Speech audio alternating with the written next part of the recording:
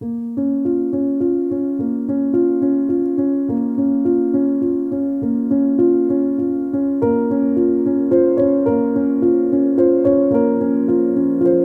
is Lily Lane. Lily and I have a chance to chat with each other in the past years. As everyone knows, on Passive, we connected through ONPASSIVE, and today we get to sit down together and just have a heart-to-heart connection and learning a little bit about each other. So, Lily, let's start it here. But first of all, thank you, Julie, for having me. I really appreciate this. I understand that you were born in a very small town. Would you like to share that with us? Yes, I was born in a very small town in Georgia. And the population at the time I was born was probably something maybe between 1,200 and 1,230, something like that, because the town was very small. And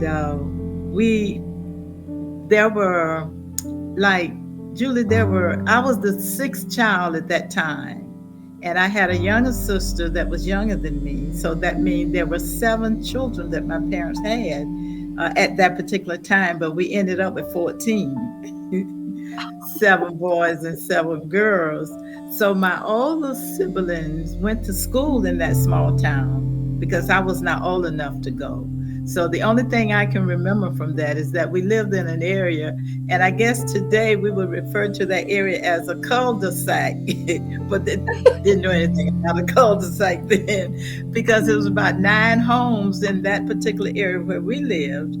And then a few maybe about a half mile down the road, there were another cul-de-sac with about 35 or 40 families that lived there. So that's what it was. That's what we lived. Say that town, when we're talking about industry, the number one industry in that town was like farming and tobacco. So they're again too small to be able to work in it. But my older sisters and brothers were able to work. And one interesting thing that I always hold dear is that my mom worked. And I'm not too sure how many people listen to this knows about tobacco. But before the tobacco go to the market, there are certain things that needs to be done, and that is to separate the good leaves of the tobacco from the bad leaves. And that was my mom's job. That's what she did.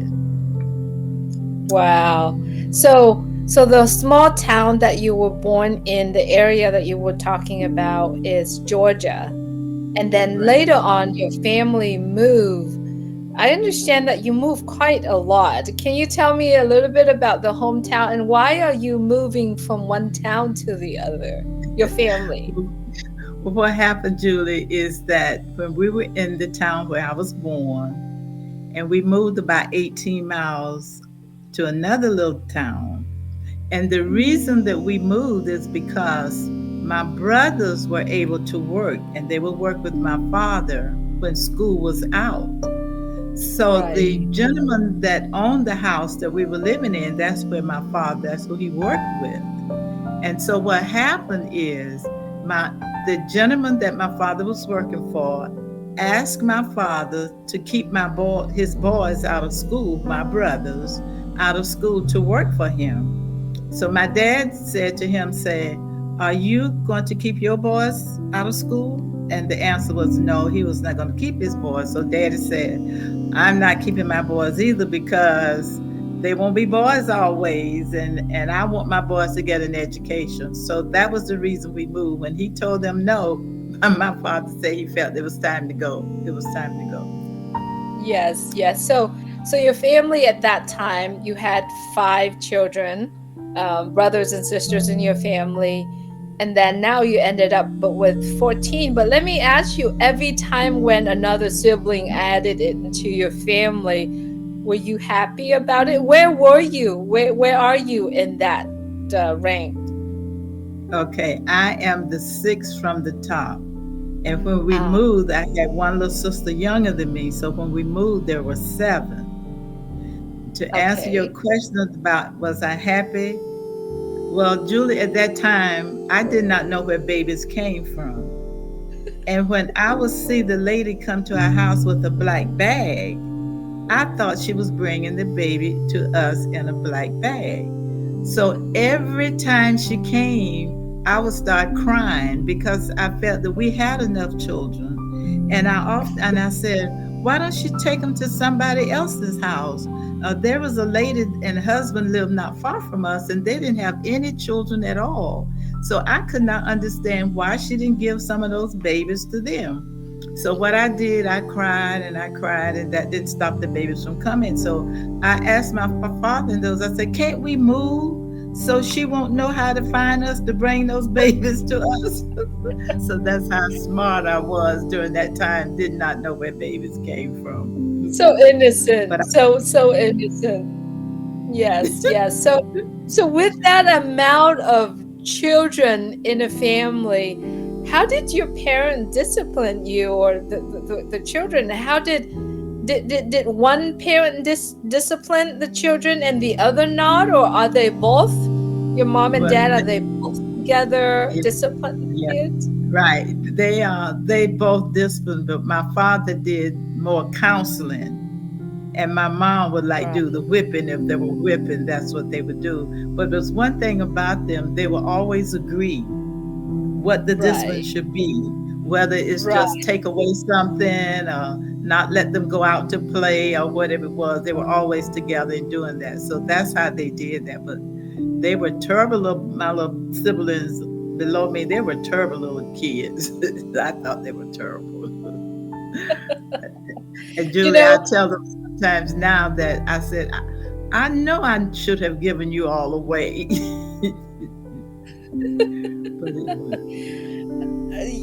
it's back then versus now. One parent is, it's like, okay, whatever you want, I'll give it to you, but the other parent, the other, either mom or dad, usually like the whipping or the yelling or the discipline.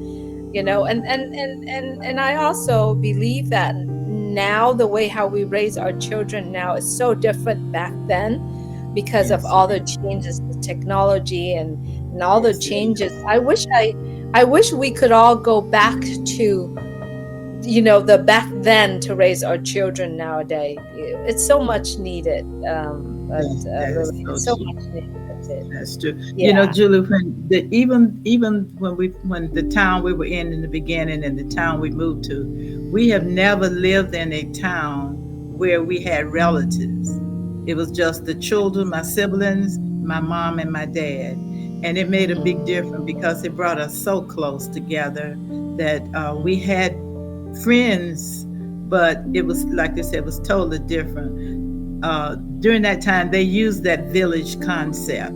If a child Hmm. did something wrong, they would tell the parent, and the parent would appreciate it, and the child would be Right. disciplined for that kind of thing. So I agree with Yes. you. We need to go back Yes. to that. Yeah, we need to. And back then, when it always say, people always say it takes a village to raise the children. And That's right. we need that. We need that now. It takes the That's whole right. village. Now That's it exactly. takes social media to raise a kid. Yeah, we need to go That's back that. So let me right. ask you, do you think that things would have been differently if your parents had less, or if you had less siblings? Julie, I have mixed emotions about that because the reason I said that, I don't think we would have had any more because I don't ever remember being hungry. I don't ever Mhm, recall being without shoes and clothes. I don't, mhm, but I do recall where other families that had many children less, maybe like 5 or 6 children, and they would mhm, come to my mom or send the kids, say, will you send me, mama say, send her some meal or send some flour, send some rice. Or my dad would say, go out in the garden and pick you some veggies or things like that. So we never wanted anything. In fact, I tell people all the time, we didn't even know that we were poor, Julie. We didn't know that we were poor because we would always give. My parents were always giving something, always. mhm. So we didn't know. We just did not know that we were poor until when we began to realize that, boy. we didn't have we could have qualified for every welfare program, and we probably did, but we didn't let anything like that get in our way of trying to reach goals that my parents had set for us. Yes, absolutely. So that must have been on a lot of the extracurricula that your family involved. It's also a family activities where I could imagine because that's where you came from. So will you be able to participate in any, extra activities and things like that? And does that involve in terms of involved in the community work or giving, or do charities work? Were those are the activities that you have back then? Right. Well, as I grew older, I began to, well, in school, I played basketball and I ran track. In fact, one of my sisters got a basketball scholarship. That's how she went to college. Um, Mm, I and we played that domino effect to go to college. All 14 of us went beyond high school.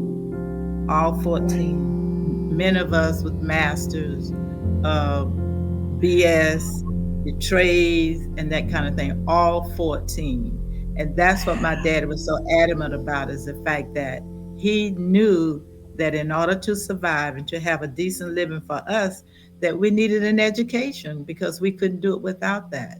So he right. gave up working for this person in order to make sure that we went to school and did what needed to be done. So yeah, we all up, and I guess not all 14, but maybe all but about 3 was participated in basketball, track, football, that kind of thing activities. So Wow, we, that's amazing. yeah. Wow, that's amazing. Is there a curfew back then? Do you have Oh, to be home at certain time?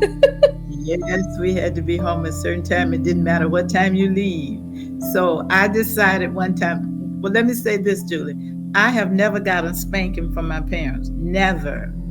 Because I realized that why do it if you know you're going to be disciplined? Why do it? So I was one of those who tried to keep the others out of trouble. So this particular time, I thought, I'm going to break this curfew, but I'm going to find a reason that I won't get in trouble. So what happened is I asked my mom, could I go to the movie? And she said Right. yes. Well, that surprised me right there without saying, go ask your daddy. Most times she'll say, go ask your daddy. So she told me yes. I went to the movie. And when I bought my ticket, I knew that the movie was going to last and it was going to interfere with my curfew. Mhm. I stayed to the movie until it was over. But what I did is I could always figure it out. What I did on my way home, I had to pass right by what we would call a nightclub. And Mhm. at that nightclub, we knew the lady, the family knew her and everything. She sold sandwiches. And Mm. my mom loved tripe sandwiches. And Mm. so I said, you know what I'm gonna do? I'm gonna stop by this club and I'm gonna go buy Mama a tripe sandwich and get her a soda, and hope that that would keep me out of trouble. So I did. I stopped by the place, got a tripe sandwich, and at that time I remember it was a RC soda. I haven't seen one of those. I don't know what happened to them.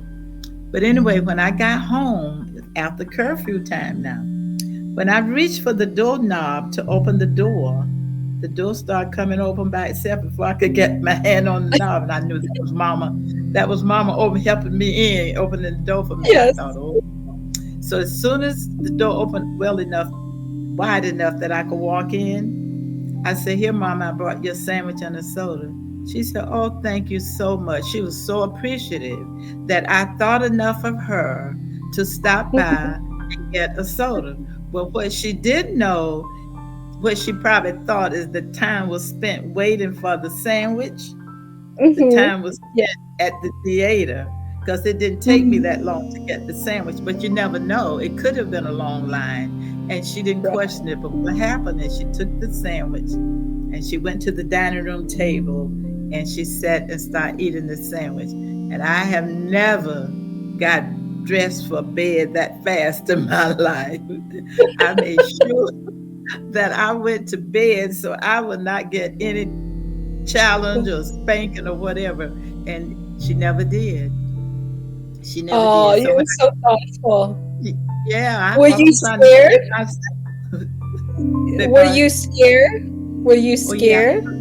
I was afraid, but I felt that my parents were so loving and they loved us, and I know they did. So I knew that that would offset anything that she may have thought differently. So she was able Wow. to look at, had to stop by here to get the sandwich. So that's why she's late. And that Mm, worked. But I didn't try it yes. anymore. I didn't try it anymore. That worked. Right, right, right. One time it's good enough. That was good enough. I didn't stretching my luck at all. Yes, Yeah. yes.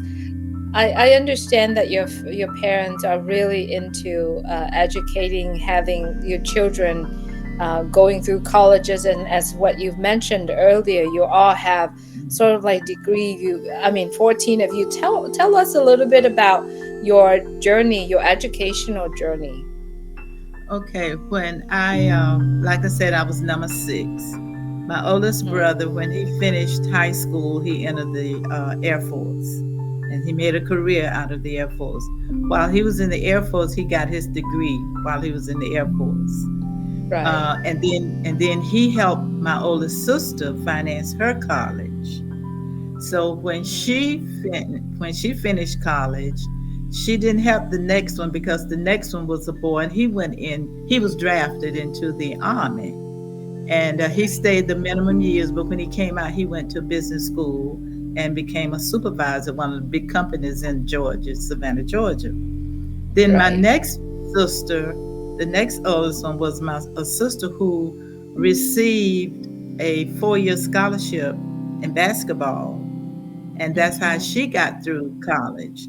Then the next one, that number five, when he finished, he wanted to go in the service, but he was too young. He finished high school at an early age, so he had to wait a year. After a year, he went into the Navy, and Hmm. he made a career out of the Navy. And received yeah, he's an electrician. Got that trade while he was in the service, and when he came out, he started working for private industry as an electrician.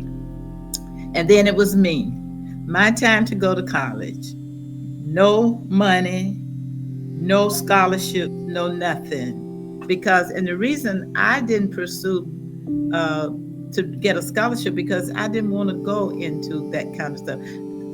They start talking about who make the most money. So I wanted to go into an area that at least I was going to make more money than a school teacher. so so what I did is I called my oldest sister and I said to her, "These are my goals. This is my career path. This is what I like to do, but I don't have the money." So she said, "I'll send you 2 years to a business school." I said, "Okay."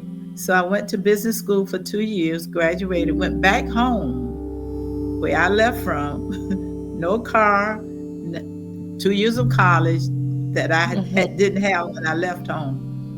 So I called my high school principal and I said, "I just finished my 2 year degree in Secretary of Science. I would like to volunteer my service to you if you will allow me, because I don't want to forget my typing and shorthand skills." When I graduated Yes. from business school, I was typing at 82 words per minute. I was taking shorthand dictation at 120 words a minute. And I didn't want to forget that. So I wanted, if it meant volunteering, which I did. So I called him and he told me, "Yes, I would be happy to have you to volunteer." So then, no car now. So I sat down and I said, "Okay." I called him and asked him if I can volunteer. Now I got to get back with him and say how I'm going to get there. So one day I was sitting down and I said, "You know what? That school bus come right by my mom's house every day. So why can't I ride the school bus?" So I thought, okay. I called the bus driver and I said, "Your bus full?" And he said, "No, you got somebody you want me to take?" I said, "I don't know, but I'll call you back." I called the principal again, Julie, and I said, I checked with the bus driver and there's space on the bus. I'm wondering if you will allow me To to go. serve as bus aide. That way, Wow. I serve as a bus volunteer now. I say I serve as a Right. bus.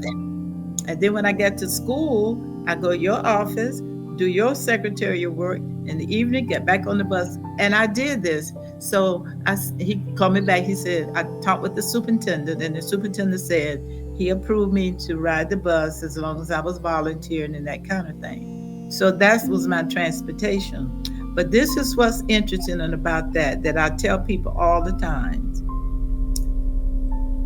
1 month later, the principal called me in his office and he says, Lily, I just left the superintendent's office and he told me to put you on the payroll and pay you retroactive for the month that you volunteered. I thought, thank you, Lord. Now I'm going to be making me some money. That was my first job that I ever had, first paid job, first job where you take out Social Security and stuff like that. That was my first one. And Wow. that was the education. So we all went with helping each other. Make a long story short, that's how we did it. Everyone, Wow. all four. I Wow. yeah, I have a brother right now. He was a brick mason, but he got out of that and he has his own fence business. He's been in that business for 42 years. And you've seen these pretty fence that they put up, chain fence and things like that. Then I have one who had a seafood restaurant. That was the one that went to, really, Julie, I didn't know that there was a hamburger university and a McDonald's something, but there is colleges by that name in Chicago, and that's where he Oh, went to do that. Then I have two of my sisters retired from school teachers in the public school system, one in Florida and one in Georgia. Two brothers that uh, made a career out of the military service. And one was in the police department. She retired as a policeman. And then I had three sisters to retire from the public school system. Then I had one to retire from Hampshire College in Amherst, right where Susan lived, not far from Susan. yeah. Amsmert. Yeah. Yeah, Amsmert. Yeah. Amherst, Yeah. yeah, from Hampshire College. That's where she retired from. So we all did it, you know. Wow. Wow. That is so interesting that you actually created your own opportunities.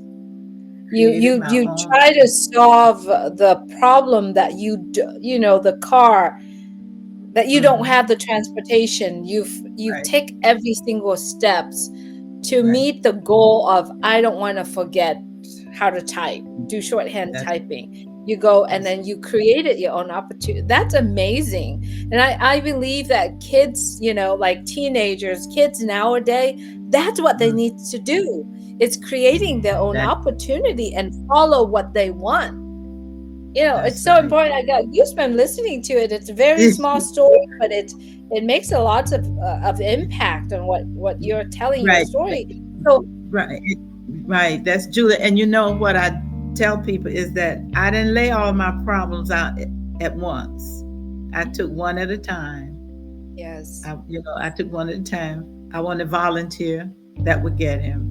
Now into yeah, transportation, I'm volunteering again. So yeah, everything I did it without pay because I had greater goals in mind. And I tell people all the time, just because you finish college doesn't mean you're going to walk into somebody's office or somebody's job and do it.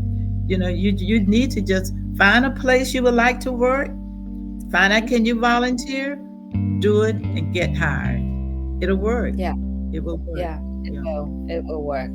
Beautiful. So all this that you have told us so far had happened in Georgia, right? all Yes. of that all of that has happened, but then your family somehow somewhat going from how do you navigate from Georgia, and I know you're in Maryland, and then now you are in North Carolina. How does that whole journey going? Tell What us about it. happened? With, okay, with that, when I left the school, I went to a resort that the principal was on the board of directors for this resort. And with him being on the board of directors, he wanted to know if I was interested in a position there. I said, absolutely. So I was hired there as a switchboard operator. And then I went from that to training employees to be switchboard operators. Then I left there and I went to the public school system and started um, as a secretary in the school system. And then Mm-hmm. from the school system, I started working for a community action agency where I was deputy director. I wrote the first Head Start grant. I became the first Head Start director. I went from a summer Head Start program to a full year, full round program because I wrote the grant and I wanted to be the first one to implement that grant. So they let me do that. So then one day I was in the office and an announcement came across my desk and it said it was advertising a budget and accounting analyst for the federal government. And I thought, this job was written for me. So I took it, I applied. 1 month from the day I applied, I got the job. So as time went on, I was uh, I was I was hired as a budget and accounting analyst, and then, like I said, maybe a year later, they wanted to me to do more things. So what they did is they added some additional duties to my job description, and I became supervisory budget and accounting analyst. And at that particular time, they added the accounting office to me. I was over the accounting office. I was over the intern controls. I was over uh, several things I was over. So what happened is about a year after I got there, what they started doing on the base, they had what they call internal audits. And when they would audit my section, I got good ratings. I got good ratings. Staff was excited. I kept them both, we were just excited about it. And Mm-hmm. then and then we had an outside audit team. One guy on the team was from Maryland, one was from the DC area, one da da da da da. But the one from Maryland, Julie, is the one that was responsible for auditing my area. So what Ah. happened is he went back to Maryland and he called me about a month, no, maybe about 3 months later, and he said, "How would you like to come to Maryland?" I just laughed. I said, "Come to Maryland." He said, "Yeah, I can bring you in as a lateral." Well, a lateral with the federal government meaning I can bring you with the same pay you're doing now, same grade, and we don't have to advertise. So I said, "I can't live off no Georgia salary in Maryland." So he said, Yes. "Oh," so we ended up small talking and we hung up. Called me back about 2 weeks later and said, "Well, how would you like to come to Maryland and assess my areas?" He said, "I like what I saw when I was there, and I want you to take a look and give me some feedback." So his CO wrote my CO, and they agreed to let me go. I went there, stayed about 2 weeks. At the end of 2 weeks, I had about 30 recommendations, and I briefed this gentleman and the CO and told them what I found. The CO said, this commanding officer, he said, "So when you going to come back to fix it?" And I smiled and went on back to Georgia. So then a little later, I got a call from the HR office and they said, "We have a job opening, administrative officer." And I said, "Well, what is the grade?" And they told me what the grade was. And I said, then they said, "We want to know if you'd be interested in applying. If so, I will send you the announcement." I say, "Send it to me." Sent me the Mm-hmm. announcement. I was offered the job, and I said to my girls, I said, "Should I go?" They said, "Yeah, go for it, Mom. Go for it." Yeah, we said, "We'll come up there with you. Go for it." So I accepted the position that they offered me. And this is what happened. My younger daughter had just finished college. She was hired in Mississippi as a mathematician for the federal government. And she Mm. had to report there the same day I had to report in Maryland. So that got that for them going with me. So that didn't happen. But my oldest daughter came later. And a long Mhm. story short, that's how I got to Maryland. And a lot of things happened after I got to Maryland. A lot of good things, positive things happened after I got to Maryland. A lot of things. Right. Wow. So now you're in North Carolina. So I'm in North Carolina. So How do you end up? So before I moved to North Carolina, I retired. This is what happened. I retired in 2004, my Mhm. first retirement with the government. Right, The right. government came back and said, "We don't want you to leave us. So, what we want you to do is we want you to consolidate Air Force HR office, Navy HR office. We want you to consolidate those because we're going to be one under one roof." So I started on a second retirement doing that. So I retired from the federal government twice on two under two different retirement plans. And so I did that. And while I was also in Maryland, a whole base and the base that I was working to consolidated. And I was on the transitional team. And what that Mhm. meant was we would go to New Jersey. It was a base in New Jersey. We would go to New Jersey, meet with the team there, meet with the staff, have our meetings, have lunch, and fly back. And we did that off and on with the small planes. I never thought that I would be riding in those small planes as much as I did, but it became a part of it. And it was just so funny because we never had no scary situation at all.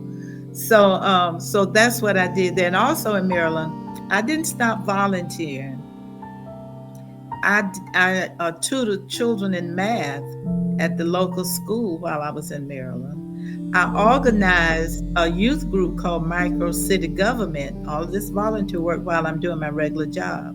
And then I also joined the Rotary Club while I was there. In fact, one of my COs um, sponsored me in the Rotary Club while I was in Maryland. And this is one thing that I always remember. We used to have an activity every year called Battle of Commands. All of the Mhm. commands on base would compete each other in different activities. I was able to get a professional player from the Denver Broncos football team to come and be the special guest at our Battle of Command.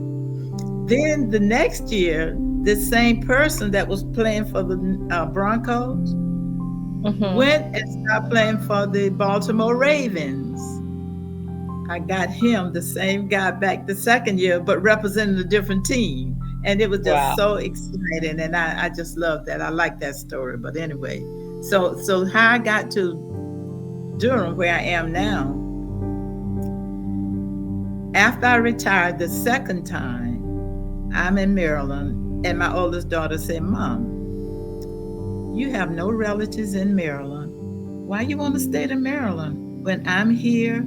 And Katrina, that's my younger daughter. Katrina is in Chesapeake, Virginia.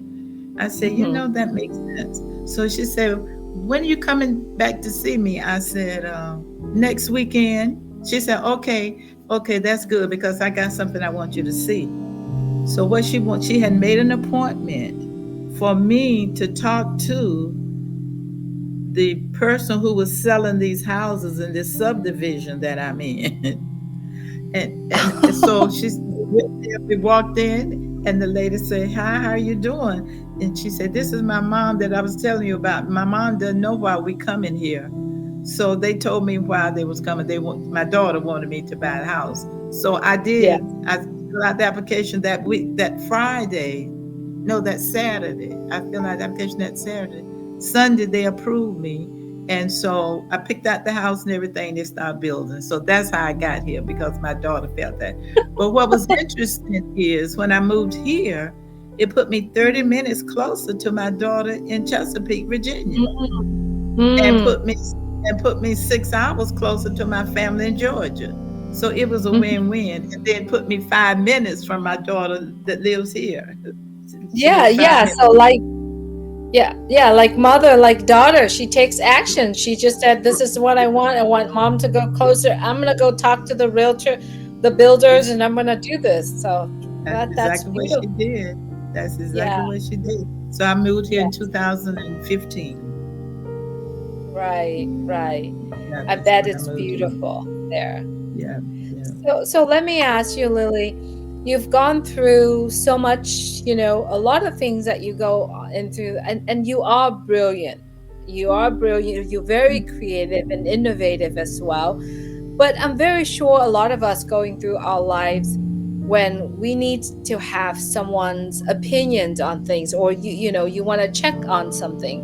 Who would that person be? Well, when I was with my goal trying to navigate, it was my oldest brother and also my Ah, parents. And also my parents. My oldest, like I said, my father loved us, and him being the oldest boy, mm-hmm. uh, and if he said something to mom and dad, that was it. They believed in him because he had a level head and everything. He was good. So I would go to him first. For an example, when I got ready to move from Georgia to Maryland, my father Mm-hmm. thought that was the wrong thing to do because what happened when my father was the type, because of his age, when you own a house or more than one house and you have a decent job, you're not supposed to leave those things. You just stay Right. there. But Yes. they not look. He didn't look at it as if I'm going to a better job. I'm going to have more opportunities. So he thought that I was not making the right decision. So he called my oldest brother and he said, Mm. my nickname is Doll. And that's all my Doll. father and my brothers and things that ever heard. Doll, Doll. And Yes. my daddy called him and said, do you think Doll making the right decision? So my brother said, let's look at a track record. Let's look at a track record. She started out here, she there, she did this, and now she got an opportunity to keep going. And see, he could relate money to success, Mhm. my dad, because he always told us, children, don't spend all your money. Mm. Save some of your money. Just don't spend it all. He didn't know anything about investing, but he knew about Right. saving. So when Right. my brother then began to tell him the difference between my salary, where I was going, as opposed to my salary where I was, boy, that hit that the lights came on. So then Yes. I was talking to my daddy because see, this was what happened. My brother called me and told me that my dad had called him. So I Right. called and said, Dad, I'm doing really good. Things working out for me. I've just put a bid on a house. He said, well, did you sell the one where you came? I know I didn't haven't sold that one yet. I'm renting that one right now. But I put a bid on the house and look like I'm gonna get it. He said, yeah, well, I talked to your brother. That's what he said. And based on Yeah. this conversation, we think you're making the right decision. So before he died, he realized that I made the right decision. So that's why Oh. my parents So, and my oldest brother. yes. So your dad is no longer with us. Is your mom still with us? No, my mom died. It's interesting. When I first went to the um, as the budget and accounting analyst for the government, I went there Mm-hmm. 1980 83. That's the same Mm-hmm. year my mom died. When I got Mm. the promotion and went to Maryland in 87, that's the year my father died. Yes. So I thought Oh, I better not change jobs anymore. I was just kidding because that has nothing to do with their death. yes. Um, Right. my mom died sitting up looking at The Price is Right, and Yes. so I mean it had nothing to do with it, but they both gone. Yeah, they both gone. Yes, yes.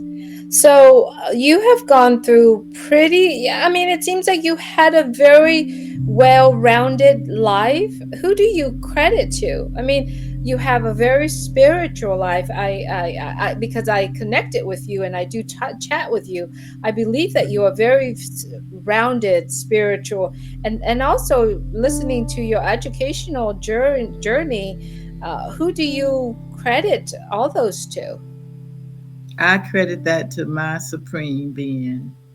to God, because without Him, I never could have done what I did. I was married at once, and when I divorced, my kids were small. But through with His help, I was able to put two girls through college, and then I went back and got mine 2 years. But that's when I got my undergrad degree. Uh, my oldest daughter, my oldest daughter just retired in August of this year as a human resources director. My younger daughter, she's actually still working, and she's working as a system analyst for the federal government. And then I have three grands. My oldest grand is a coach, gymnastic coach in Chesapeake. Wow. No, she's in Richmond, Virginia. And the middle one, she's is she is she works for Ernest and Young, and her major she went to Virginia Tech, and Mm. so she's working in the accounting field for Ernest and Young. The youngest one just finished 5 years of gymnastics scholarship at Illinois State University, Wow. and and then I got a great grand. It's like 18 months old. So she's done. But this is what I was getting ready to say. Out of all 14 of us, we've had children who was very successful, doctors in the family, lawyers in the family. In fact, I have a niece who's sponsoring our family reunion, and I leave next Friday for that. And she retired from the Air Force as a judge, and now she's working for the Justice Department as a trial lawyer. And that was interesting. I could talk all day about my family, Julie, so you have to just stop me when you need to, because I had an opportunity to see her serve as the lead lawyer on a case before I left Maryland. And I'm not bragging. I didn't want the people to go to prison, but I wanted her to win the case. I'm sitting up there saying, "Oh goodness," but I didn't know what I'm saying it like that because I didn't know what when they sentenced them, I didn't know what it was going to be. But I think they ended up making some time. It wasn't a whole lot, but like I said, lawyers, doctors, and you name it, they're in the Oh my, family. wow. I can imagine that though, because of where you came from and the stories that you were telling me. Absolutely, and I bet all those. There's a lot of things that you've gone through, the jobs that you take, and there are challenges, and you have a lot of challenges in the job. How do you handle each of those situations? Well, when I was working, Julie, one of the things that I wanted to do, I wanted to be the best supervisor that the people that I supervised would ever want to have. And I knew in order for me to be good, I had to be open minded. I had to be Right. willing to allow them to tell me how I affected them. So one day Right. I decided, I was sitting there, I said, you know what? Going to, I'm going to let them just evaluate me. So I called a meeting and I told them about it. And they said, you sure? I said, I'm sure. I want you all to do that. I want you to be very candid with it. So they all did it. They put it in, and I say type it so that I will not recognize anybody because I wanted them to feel comfortable. So when everybody sent it in, they put it in a box. I called another staff meeting and I went in the box and I opened it and I read each one to the team. I told them what they said about me and whatever it was, that kind of stuff. And then I said to them, I said, now this one I do not understand. So you can add some more to it or do whatever you need to do. And at that point they said, we don't need to do it anonymous. You have made us feel so comfortable that this will not be held against us. So we can just talk about it. And from that point on, that's how I became the kind of supervisor I am. And prior to that, for whatever reason, but whoever was there before me, they always made their evals seem like it was a penalty. They were penalizing. You do something bad, I get you the evaluation time. This kind of stuff. I told them no. Evaluation is not a threat. Evaluation is an opportunity for me to point out what I see, your strong points and your weak points, and how we can improve. Those are only Mm-hmm. three things that I see evaluation as. And I want you to tell me the same thing. And we have, when I would say on such and such a date, we're going to do evals, and I probably won't do, but maybe two a day or something like that. I said, get on the schedule, and everybody wanted to go first. So that told me that it worked what I did. So Wow. that's how I did that because it was Wow. important for me to be good. I wanted to be the best. The best. And I tell Yes. you what came from that. I was on an armor. Now, this is what really got me, Julie. In fact, let me tell you this. I've had many jobs, but I only applied for two jobs in my whole life.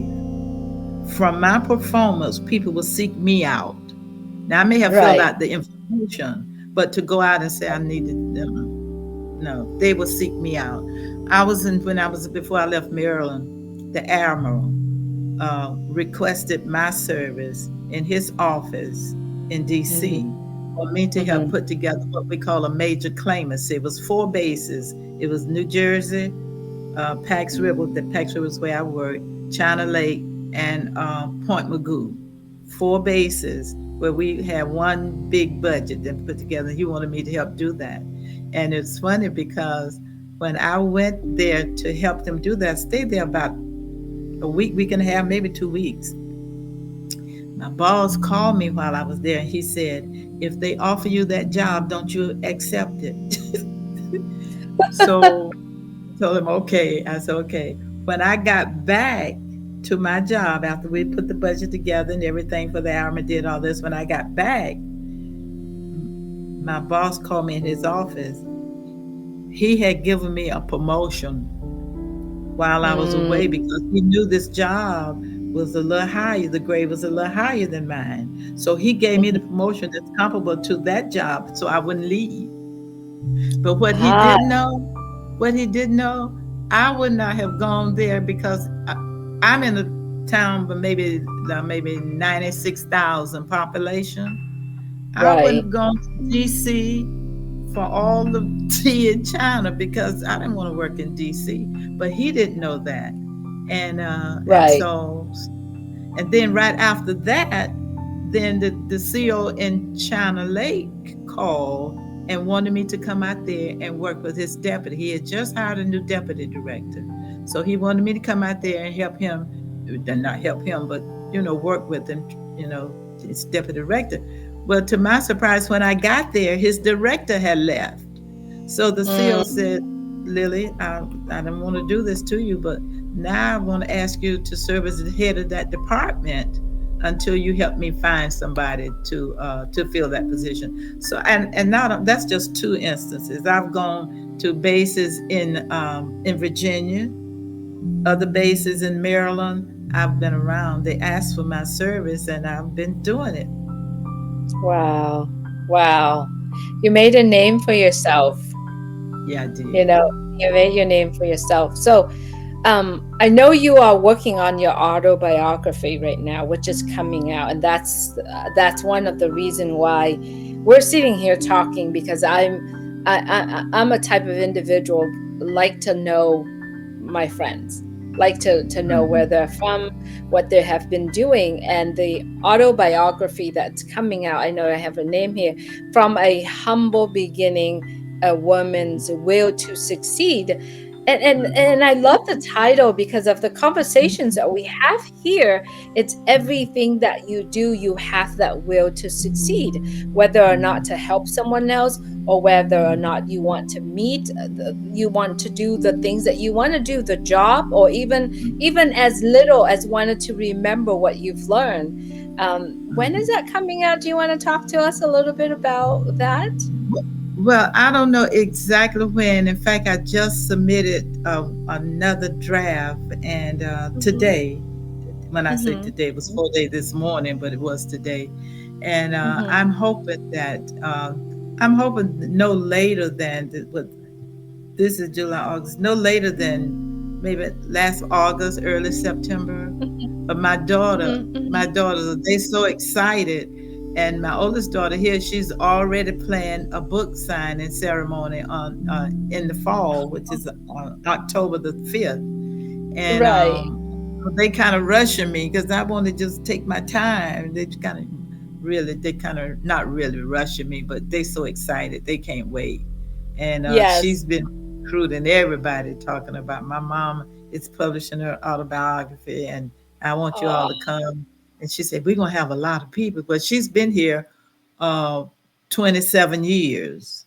And in the HR wow. field, she knows a lot of people. Plus, She she's very knows. active too. Yeah, she's very Right. active. Right. So we're Yes. looking Yes. forward. But the things that we talked about today are going to be in there, plus a lot more. Going to Right. be in autobiography. Yes. I'm so excited and looking forward for it to come out. Yes, we have a whole unpassive family. Looking Right, forward to get to know you more. And this conversation today, it's just the beginning.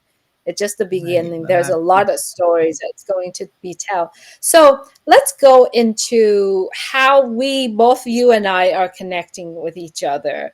it. Mhm. I believe we get to know each other through, obviously, from on passive, but Right. we both get to connect with each other through the show called the Julie and Milo Show, which I was part with Milo, and you have always show up on a meeting looking very ready, very calm, very beautiful and classy. You always there, and there's things that you are doing that I see from where how I connected with you is you always so kind to people. And that's the Mm. things that I love most about you, and that's the reason why we're keeping in touch with each other. We've chat, once a while. We share, and I love that, and that's what on passive is creating that environment for all of us to be connecting with each other. So, how has it been for you with the on passive journey? Julie, I have never been involved with a company where I actually have seen the CEO of the company, one who is so honest, so down to earth. I mean, I have never seen this, and sometimes I wonder him, And then the more I look at him, the more I listen to him, the more I thought he is God sent to us, in this thing. But the how has it been? I think it has been awesome. It has been awesome only because I have no point of reference that I can compare on passive with. No point of reference at all because I've never been invited to be a part of, to be referred to as a founder, even though the name may change or whatever may happen. But I've never had an opportunity to do that. So when I was telling people about it, the negativity, I would say, well, what's your point of reference? I don't have one. Then they hush then because they don't have a point of reference. So if you don't have no point of reference, you can't compare on passive with nothing. Mm-hmm. I Mm-hmm. haven't been involved. The only thing I know is that I have been with other companies and I've lost a lot of money with other Mm-hmm. companies. Never seen the CEO of the company. Right. So I think it's really nice. I like the way that um, I like the way that Ash respects the members of the company. I like his honesty. So what more can you do? And when I look at it right now, I'm saying people saying, well, this person died and that person died. They were going to die anyway. You Yes. know, yeah, they were going to do that anyway. So Ash didn't have anything to do with it. So I'm just Exactly. so grateful to his family, all of the employees that he has that's doing the job for him. And the thing about it is global. That's what's Yes. so neat about it. didn't want to leave nobody behind, no one Yeah. behind. And I'm just looking forward to the day. I guess I shouldn't say that, but I want to say what you're going to say now. you know, it- Mhm. what you're going to say now, all before, are you making the right decision? If I didn't make the right decision, $97. Yeah. How can you go wrong with paying $97 for anything? Yeah. Anything. So I think Yeah. the journey is good. The journey is very good. It's been good for me. I don't regret at all. Not at all. Right. Absolutely. And the people that we meet every single day through Unpassive are amazing. Thank you It so is. much, Lily, for spending time here with me, for connecting our hearts together and telling the story of our life and moving forward. I know that you are very busy now preparing for your family reunion. And when you told me the amount of people that are there, I'm like, oh my gosh, that's a huge family. So let our viewer know, are you looking forward to it? How are you preparing for it? And how many family members you have in this humongous family? Right. Well, I'm preparing for it because I'm the treasurer of my family reunion, and every year what we do is we give out scholarships. And also, wherever we go, we attend that person's church. And we also make a financial contribution to that particular church. Like when Wow. my daughter and I had it here, this is the first one since 2019 when COVID came about. This is our first one since then. But my daughter and I sponsored, we had 287 when we had it here, and Right. we gave a nice donation to our church. Now I was talking to the host. The host is a young lady that I told you retired as a judge from the Air Force. She's the one who Mm, sponsored it in New Jersey, and she told me mm, that there's 100. I think the last time she told me the count was 150 something, but yes. I Yes. would think it's maybe about 200 by now. But that was the last time I talked to her. Yeah.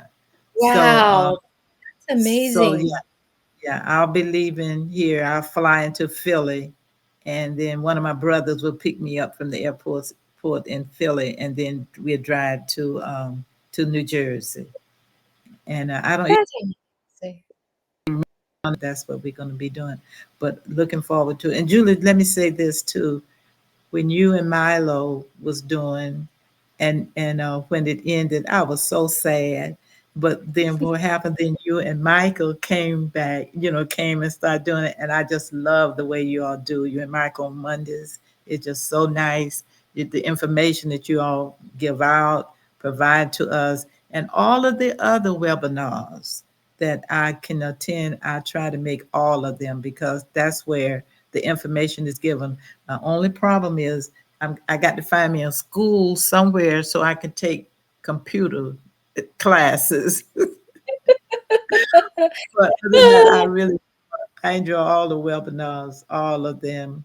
Yeah. Marty and Chris and Red and Dr. Yes. Patient and all of them. I just enjoy all of them. Yes. Yes. We're all in love with on passive, and that's what we do. We live it, and we Right. do everything surround it. Thank you so much, Lily, for your You're time being welcome. here with me today, and letting everyone know a little bit more about you. Thank you so much, for being here. And I wish you all the best preparing for your family reunion and have Well, a blessed time over there. And I cannot believe what your family is doing, leaving a legacy for your family. Is right, everywhere you go, you're creating the scholarship and you're donating to that particular I guess the area that the host is at. So right. I wish you all the best and thank you so much for Thank you, being Julie. here. Thank you, Julie, for having me. Thank you so much. Thank you.